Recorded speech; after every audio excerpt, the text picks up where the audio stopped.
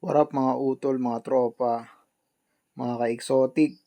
And so papunta tayo ngayon sa DNR kasi kahapon nag-apply ako ng business permit, nakakuha na ako lahat, BTI, police clearance, mga barangay clearance, ganyan. Kaso kailangan nila ng permit from DNR, yung wildlife farm permit, bago ma-approve yung business permit. Kaya ayun, nagbiyahe na ako dyan. At sa totoo lang, hindi pa ako qualified.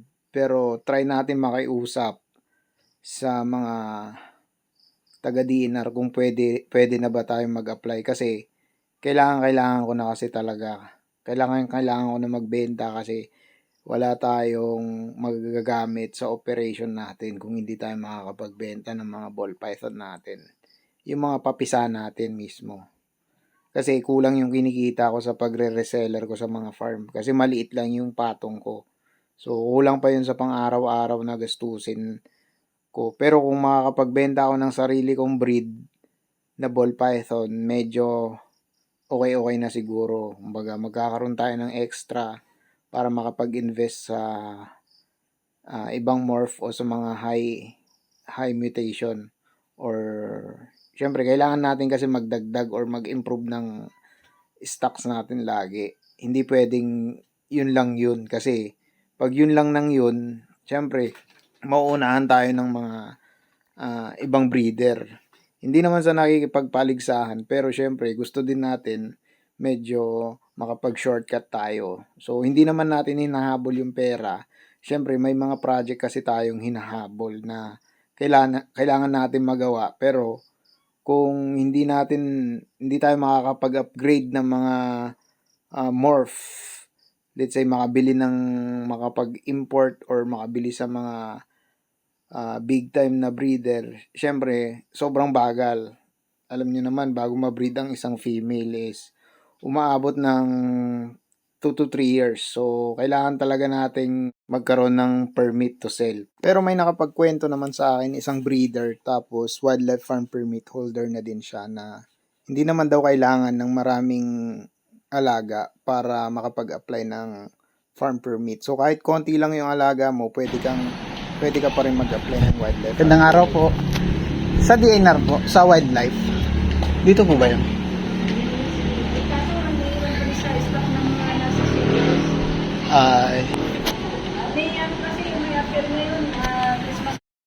Yo, andito na ako sa DNR, sa office nila, ayan o. Kaso may pinuntahan daw na meeting, kaya pinapabalik na lang ako sa Monday daw. Sabi nun, layo pa naman ang pinanggalingan ko, pero ganun talaga. So babalik tayo dito sa Monday kasi bukas wala rin daw bukas, kaya Monday talaga. Ayun, nag-bike lang tayo.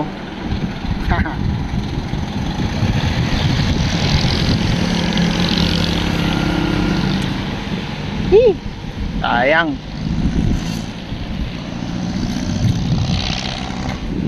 Ganda dito, dagat.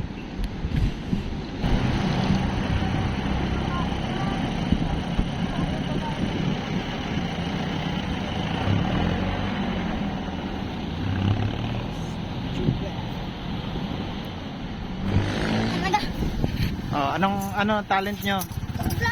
Roblox? Wag ah. Sige na, kala ko isasama ko kayo sa vlog, sabi nyo. Sama kayo. Oo. Isama niyo po ito. Anong talent nyo? Wala, may na. Bikers. Baka di ka na bumalik, wala akong sasakyan pa uwi. Hindi po. Sige na po.